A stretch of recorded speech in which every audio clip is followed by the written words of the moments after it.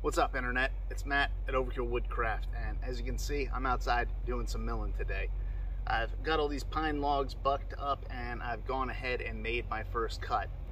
And now what I'm about to do is cut the edges off of all of them, and then go ahead and take my Alaskan sawmill and cut them into boards from there. So normally what I would use to cut the edges off of these logs is this Timber Tuff saw guide. It's about 40 bucks on Amazon, and I bought it on a whim one day. And I've cut up a ton of logs with this, and there's some things I like about it and some things I don't like about it. So I'll kind of quickly cover those and my process for it, as well as some tips and tricks that I picked up along the way. And then I'm going to go ahead and talk about this Granberg Edging Mill, which I'm going to use for the first time. And even though I'm partnered with Granberg and they sent this edging mill to me, this video actually isn't sponsored. They just wanted my unbiased opinion on a little comparison of the two. So that's what I'm going to do today. I'm going to go ahead and get the Timber Tuff set up, and we'll go from there.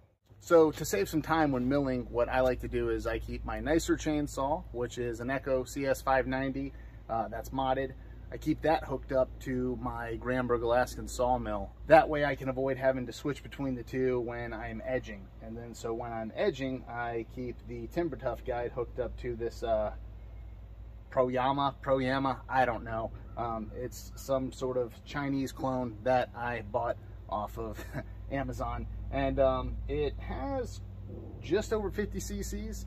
And so while I don't have two ripping chains, I keep the ripping chain on the sawmill hooked up with my Echo. I just keep a regular chain on this this Proyama, and you know, it does the job for the most part. The cuts definitely are not the cleanest, but I'm not going for a final finished board when I'm, you know, ripping up wood with the chainsaw. So just a full chisel chain on here. So I'll go ahead and get this hooked up. It can be a little fickle and a little tricky, and I'm gonna bring the camera in a little closer here. So on this Timber Tuff guide, how it hooks up essentially is you've got 3 Allen bolts here, okay?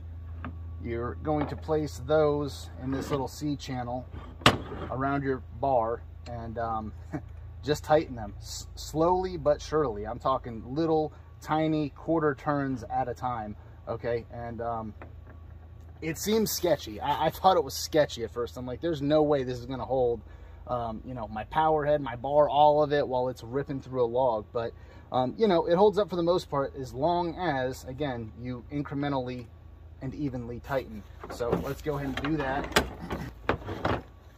And you can pretty much do this anywhere along the bar. I mean, I always recommend a little bit closer to the power head. But I usually just kind of like to go a few inches up here. This is a new bar, so it'll be the first time I'm doing it. So I'm definitely going to be checking this periodically as I'm, you know, in between cuts. So I'm just going to kind of quickly get these to where I need them. And pro tip, it helps if you are on a flat and level surface, not your truck, which is parked on a fairly steep grade. You just want to make sure that when you're cutting with this, you're going to clear everything, you know, your dogs or anything like that. You just want to make sure you're clearing all that. I try to keep it as parallel to, you know, the ground or what the cutting surface would be as possible. And then once I've got it roughly in place, I'm just going to move my chain and make sure that I'm going to clear this properly. So I don't have this completely snug down yet. It's just snug enough to kind of keep this bar propped up. And now I'm going to go through and incrementally quarter turn. This is a rather slow and tedious process, but once you've got it hooked up, I mean, again, I go and I check my tightness on these periodically in between cuts just to make sure that I'm being nice and safe and this isn't going to fly off. But once I've got it tightened down, I found I really haven't had to mess with it too much. It usually stays in place.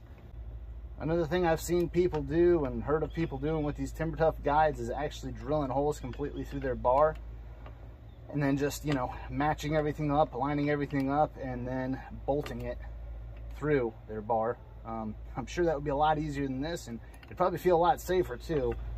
But I don't know, I just didn't feel like totally going through that process, and I just wanted to see how it worked as is. So, all right, I think I'm about there. Okay, we're gonna call that good. So how this Timber Tuff guide hooks up to the log itself is you use a guide rail. It's how a lot of these kind of saw guide systems work, is a guide rail. A lot of times they'll say use a 2x4 or 2x6 or whatever. I didn't want to do that just because they're a lot more likely to warp and cup and all of that over time. So what I used was just some, you know, solid, dependable plywood, and I laminated 3 pieces together, 1/2-inch plywood, so it ends up being 1.5 inches. And then what I did here is these are 2 roughly 5-foot sections. Okay, I did a tenon on this section, and then I formed a mortise with this section, and I've just got, you know, some bolts and screws here. So what happens is if I'm milling up something smaller like a 4 or 5 foot log, I don't have to deal with this big awkward 10-foot, you know, guide rail or whatever. I can just disconnect the 2 real quick. And once I go ahead and take my measurements of this log and where I'm going to cut it, I will simply just screw it in the log itself, and then I'll place the saw with the Timber Tuff guide on and just slide it along. Another thing too with this Timber Tuff guide is there is the option here to, you know, hook it up with various different widths for the guide bars or the guide rails.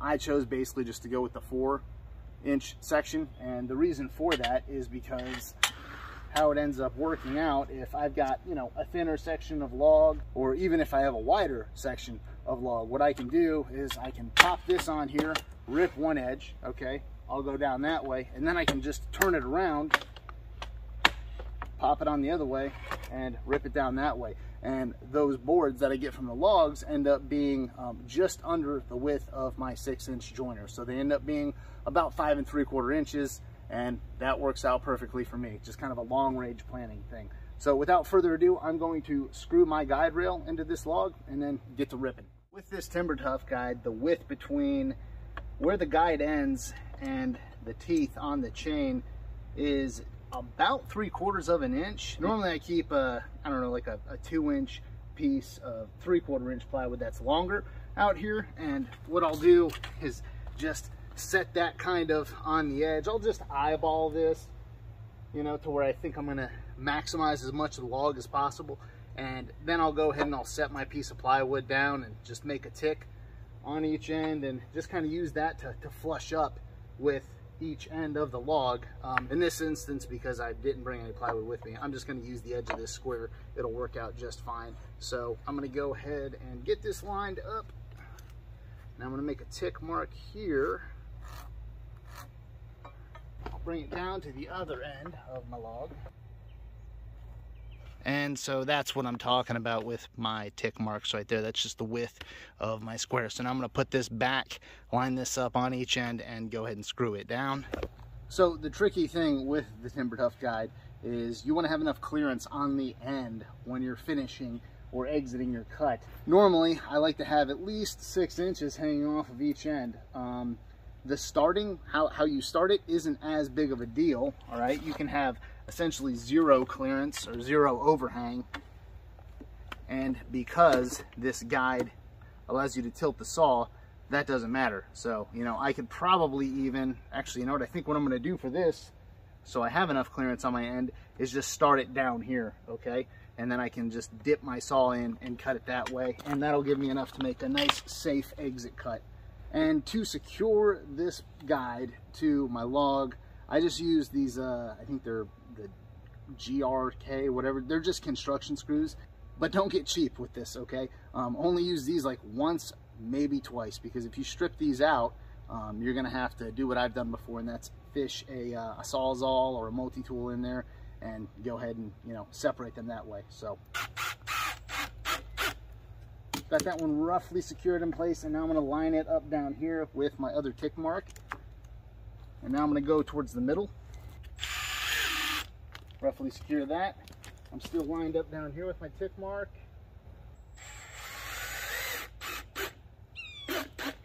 and for good measure I'm going to put one down here as well. Also, don't be a dirtbag, wear your safety gear.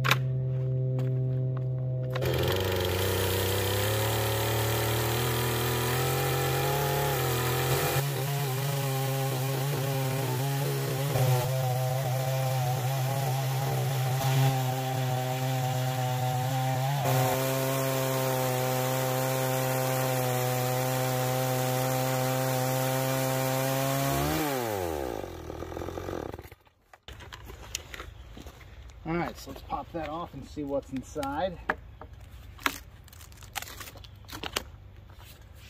I mean, this pine is super wet, and again, I'm not using a ripping chain, but you know, this is getting me pretty flat here, okay?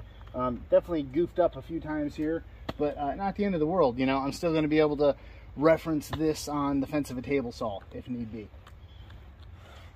So again, now that I've got that first edge ripped off of there, I could just flip this chainsaw around on the guide and, you know, run down the other way if there were two things happening. One, if I had enough of my guide excess on the other end, and two, if I was okay with just having a you know, 5 3/4 board out of this log when I went ahead and did my ripping with the chainsaw mill. I don't have the overhang, and I definitely want to maximize the width of this log, so what I'm going to do now is just go ahead and, while it's fresh on my mind, check, make sure that these screws in here are still tight. Yeah, there's a little bit of looseness there. Not much, but what I found too is that the longer you use this guide on here, eventually you'll make little indentions on your bar, and it lines up a little bit better over time. So I'm going to go ahead and take this off, move it over, okay, and then, you know, rip the other edge off. Obviously it's going to be a little bit easier now referencing this edge of the log now that I've got it ripped off. And I'm looking at about a 7 5/8 inch width right here, so I'll probably make my tick just under 7 and see. On this side I go down to about 4 1/4. That's ideally where I'd like to get down here as well. Right about there. And so that lines up pretty closely actually with my just under 7 inch mark. So now I'm just going to make a tick. Now I'm going to go down the other end, do the same thing.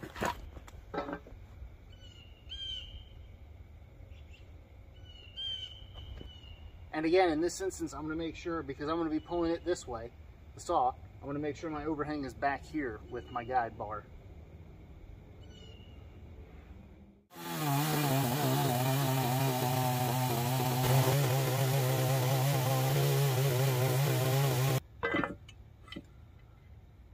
So as you can see here, you know, it's definitely not a perfect 90. That could have something to do with the chain that I'm using, how I made that first plunge. You know, it might be a little bit more perfectly parallel further down I go. But again, for the most part, you have a pretty flat and consistent edge all the way down that, you know, you can then use to rip these into thinner boards if need be. So that was the Timber Tuff. I'm going to go ahead and get this Granberg Edging Mill hooked up now, and we'll see how that does. Well, it's a new day, and I'm about to use a new edging mill. For the sake of saving time on this video, I skipped filming the assembly process on this Granberg Edging Mill, which was super straightforward. It took about 5 minutes. But now I'm just going to go ahead and hook it up to the bar, since I showed the process on the Timber Tuff guide. And what their manual recommends is having it no more than 6 inches from your power head down the bar and angled slightly. So having about 2/3 of your bar out here, and you know, obviously the last third here. And for me, I think what's going to be perfect is placing this about here. So I'm going to go ahead and tighten it down. It says no more than 10 to 12 pounds of pressure or torque on here.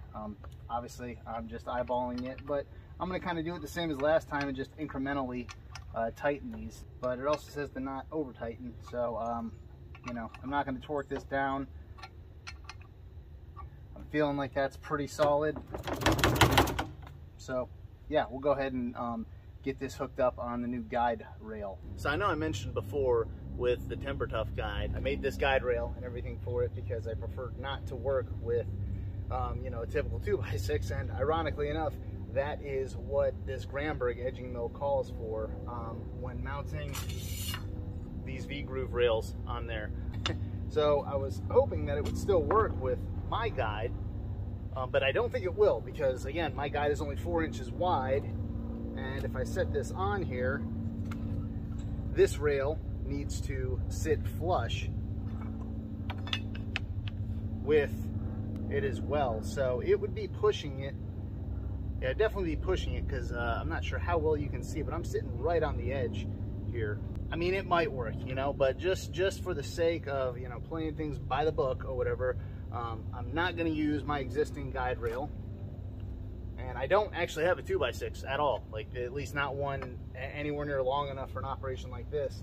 But what I do have is this 1x6, a true 1x6 that I milled up off of this slab after using the Timber Tuff guide. So I'm going to try using that and see how it works. So what I'm going to do first is I'm going to attach these V-groove rails to the edge of this 1x6. And again, these are, you know, roughly milled edges. So because I can't trust that they're, you know, going to be a perfect straight edge to reference, I'm just going to go ahead and use this long straight edge that I brought out, and I'm going to install these incrementally by each 2-foot section and make sure that they're nice and lined up. So they provide 6 of these V-groove rails, and they're 2 foot each. So, you know, obviously that gives you 12 feet of railing. And unfortunately, though, this 1x6 that I'm using is just under 10 feet. So I'm only going to be able to use basically an 8-foot section of these rails. But depending on how I like this, I might end up milling up a longer board that would work for it, and possibly even getting more of these rails, because you could put them on the opposite side and it would accomplish the same thing that the Timber Tuff does, just by essentially rotating the saw 180 degrees. So I'm leaving just a little bit on here because, again, this is a rough edge. This is not going well. Okay. So I should have been smart and pre-drilled my holes, because I'm not getting these to line up very well, especially considering that my straight edge has these little grooves on it, these little, like, I don't know, 45-degree chamfers that are kind of inhibiting how well it works as a straight edge in this scenario. And I basically butchered this process. So, and I actually lost a screw head in here too somewhere. So I'm gonna have to make a mental note of that. But I'm gonna flip this board over and try again, actually pre-drilling my holes first. All right, I'm back, and I've got a better straight edge, and I've also got a self-centering drill bit for pre-drilling my pilot holes. I have seen it done in other videos where they'll take an incline and you know, just make a nice straight line that way. I don't even know where mine is, so that's why I'm doing this straight edge method. And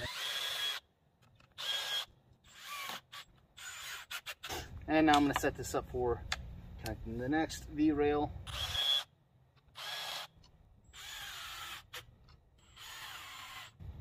All right, I feel a lot better about that. So the moral of that story is to just make sure you pre-drill. And I definitely recommend a self-centering drill bit, because even if I wasn't using a straight edge and I was using the incline or whatever and referencing that, if you're not using a self-centering drill bit, I can't really see the results being any better. Ended up with a little bit of a gap there, so you know, it doesn't seem like it's going to cause any issues, but I guess there's only one way to find out. Here's another thing I was kind of concerned about with this.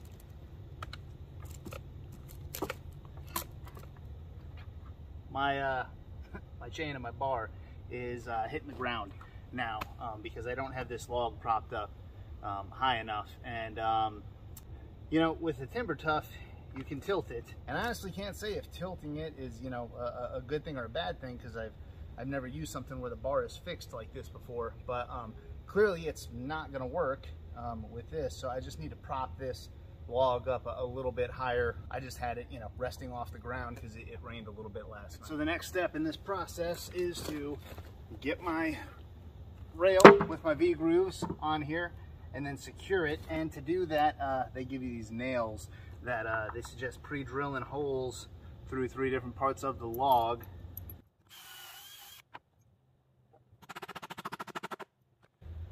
We'll see how fun those are to pull out.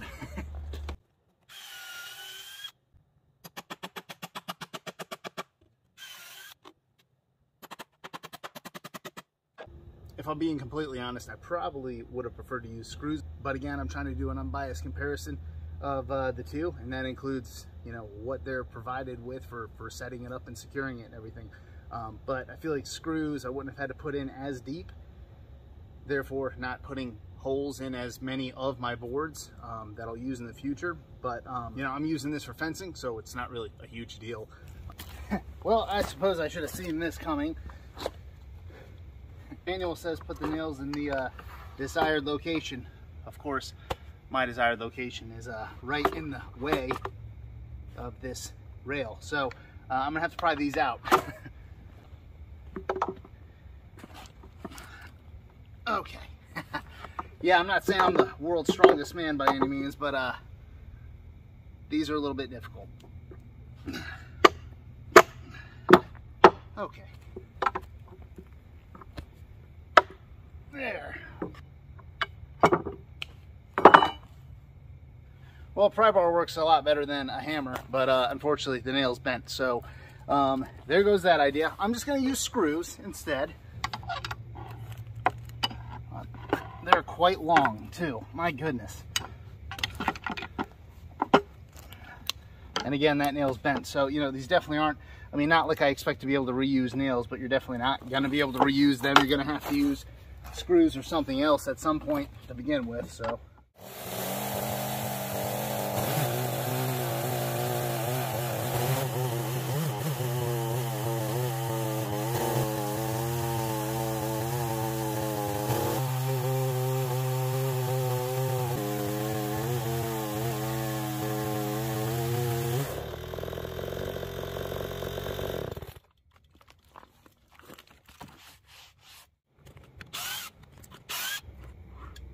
And set it to the side. Yeah, so I feel like the ends are a little bit more square on this. But again, as you can see, I'm using an underpowered saw with a full chisel chain, not a ripping chain. So, you know, that could very well play a factor in some of the results I'm getting, which again are more than adequate enough for me and what I'm doing with this rough cut lumber. There's a couple of gouges where I had to stop and start a few times, but again, no big deal for me. So after getting through that first edge with the Granberg Edging Mill, I felt like I had enough experience to go ahead and make a decision with these two products as far as which one I prefer. So I went ahead and I filmed the conclusion of the video, and then I took my Alaskan sawmill from Granberg and milled up the rest of those logs, and you can see all the lumber that they yielded behind me. But I was kind of surprised by my decision, so I guess I just wanted to sit on it for a few days, and here I am again.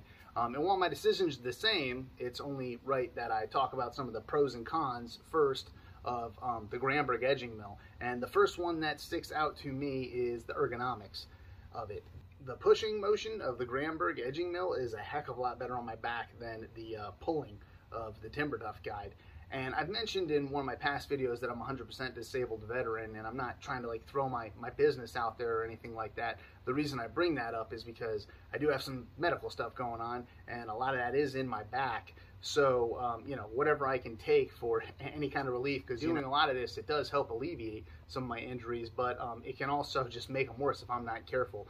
And in some instances, that Timber Tuff Guide really just aggravates my back. So I've seen people use the Timber Tuff Guide and do the pushing motion with it, but you have to realize that there's only this C-channel holding it in place. So if that saw and that bar is going to pop out, it's going to pop out towards you, which is something I obviously prefer to avoid. The next pro for me with the Granberg is the quick and easy setup. And when I say that, I mean the setup on the chainsaw itself. The 2 hex bolts versus the 3, you know, Allen screws that you have to tediously take like 5 to 10 minutes to screw on to the bar with the Timber Tuff is just, I don't know, it takes forever, and it doesn't feel anywhere near as sketchy with the Granberg. You know, you've actually got a bar clamping it in place. And speaking of quality, I feel like this is just a much better, more quality product in general. I mean, I'm partnered with Granberg, so I have a lot of their products, and with every single one of them, you can tell that the quality's there. I mean, they stick by, you know, what they make,